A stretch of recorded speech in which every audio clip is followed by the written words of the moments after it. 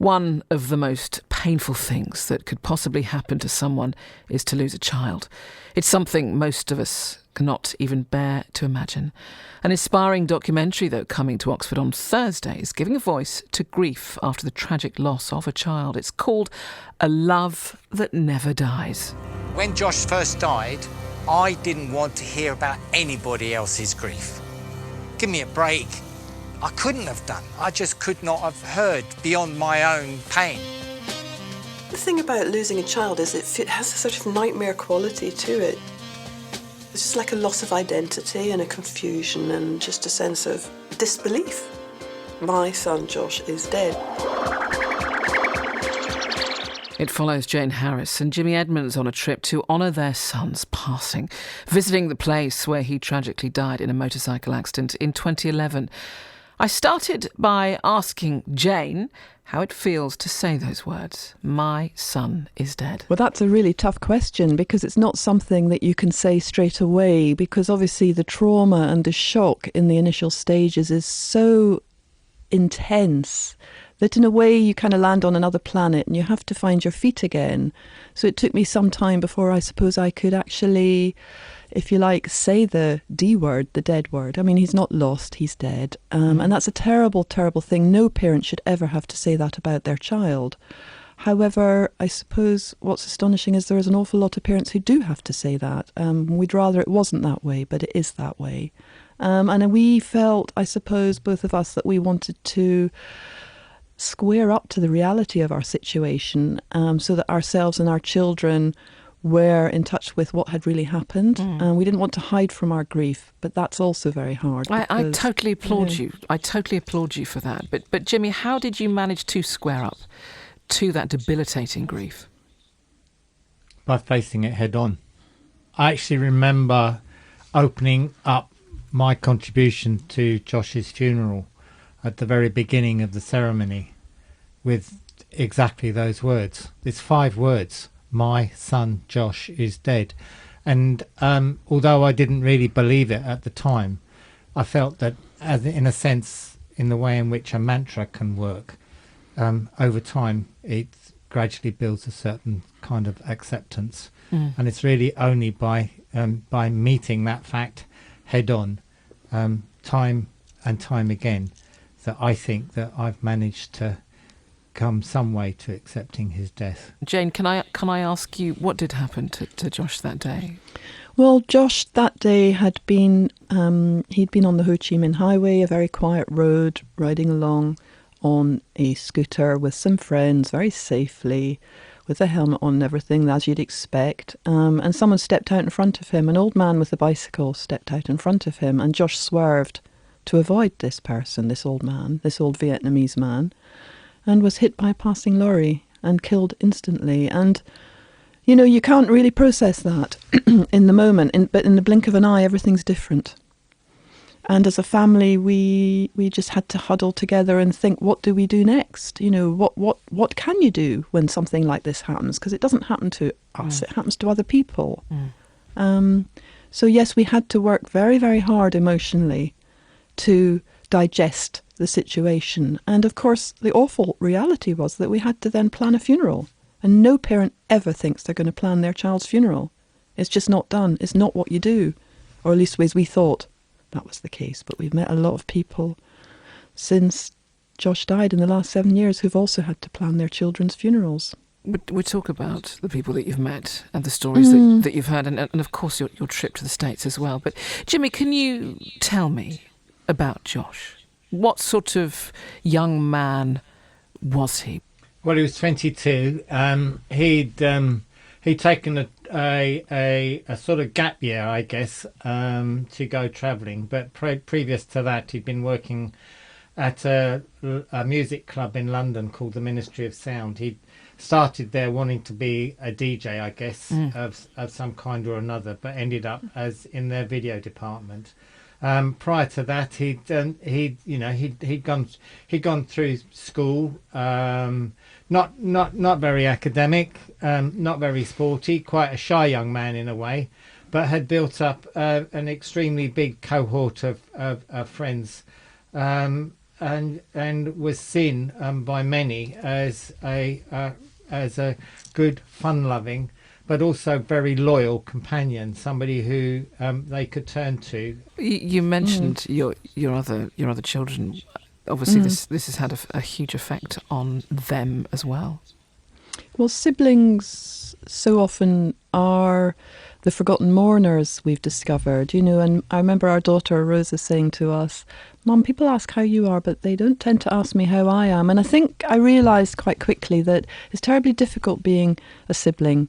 Not only have you lost your brother or sister, but in a way you've kind of temporarily lost your parents because they're so full of grief. And that's a pretty awful place to be. And fortunately, we were able to explore that with Joe and with Rosa. And they lent on us and we lent on them. But I do know they watched us, and they often would think and say things that implied they thought that our grief was much worse and that they had to be strong. And I think that is really difficult for siblings. And I would encourage siblings to find their own support with other siblings, because they need to be able to, if you like, find their voice without looking after their parents and worrying about their parents. And who isn't going to worry about a parent when a parent's lost a child? Let's hear a clip right now, actually, from the documentary and some of the people that you met. The first time I laughed, I thought, what a horrible person I was to laugh when my child had died. I didn't want to enjoy anything or eat the foods that he liked or do anything because he couldn't do it. The night Jordan died, we were laying there in bed, and she looked at me and she said, "Daniel, this is not good for our marriage.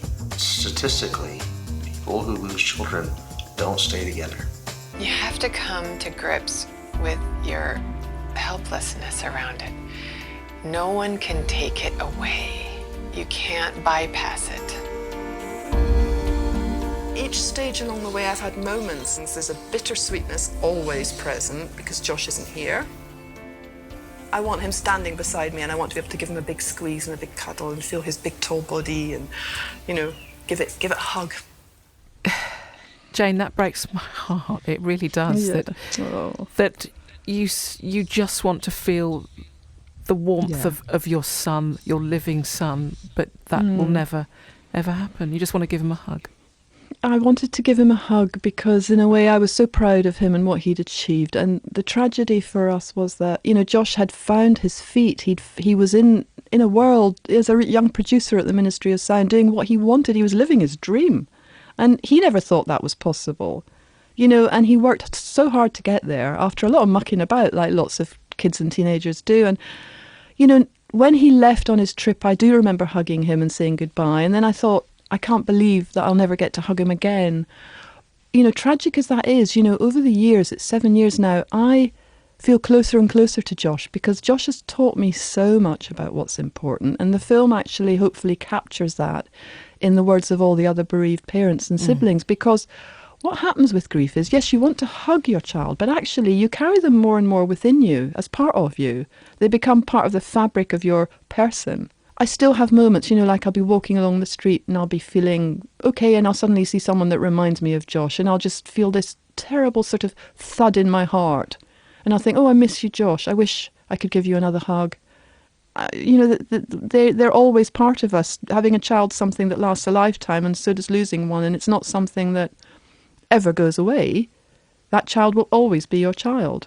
Jimmy, do you feel that actually Josh's death has perhaps, facilitate, obviously you're living your lives differently and you've gone across America and you have spoken to other families who have tragically lost their children as well, but you've only done this because of your loss, Josh's loss.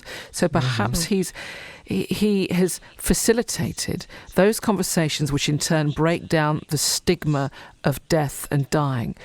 Whichever family member it might be, because we don't talk about death, we don't talk about how we feel, but all of this has come about, and those conversations are happening because of your loss. Yeah, it's very difficult to avoid that as well, because all of the work that we do now always has that as a background. We wouldn't be doing it unless Josh had died. And, before Josh had died, I was probably just swimming along with the rest of the rest of the crowd quite happy in the sort of oblivion of not knowing what real pain really was, and that meant that effectively there was no need effectively for me to think about stuff to change the way in which the world sees life and death. There was a man, Jimmy, there was in the clip that we heard actually, a man describing the effect on the relationship, between the adults, between the parents. Yeah. Was obviously your relationship changes, doesn't it, when you have to deal with this grief? That's another discovery for me, at least anyway, is a sense in which I re-examine who I am as a person. So who I am as a person is as much being a partner to Jane, a father to my children, including Josh. And so my relationship as a father has also changed. And so it was like sort of a realization that we are, as individuals, actually relational selves. And our relationship, mine and Jane's, will have changed, and it's not been without its difficulties in the way in which we both have had to deal with Josh's death, and we do it in sort of slightly different ways, not just because of who we are as individuals, but also because who we've been constructed as social beings. That's another thing to have to come to terms with. Which is eye-opening, it's instructive, and it's actually quite rewarding sometimes. And all of that really has only happened because Josh has died, the way in which we have had to re-examine our lives and our relationship with others. It's the same thing about that powerlessness, because when you watch your partner grieving, it's terribly painful. And you have to realise you can't take that pain away, but you it helps if you can bear witness. But we realised that we needed to at times take it in turns. And sometimes when Jimmy had been really down in the early stages, there'd come a moment when, I would say now, I have to have a shot of being down. And we'd take it in turns. We became quite mechanical about it. But there is a myth, I suppose, that relationships all break up after the death of a child. And that puts a lot of pressure on parents, on top of all the pressure they're already feeling. If a relationship's already in jeopardy, well, it's not going to help it in any way, is it? Relationships need to be worked at, and it can be strengthening.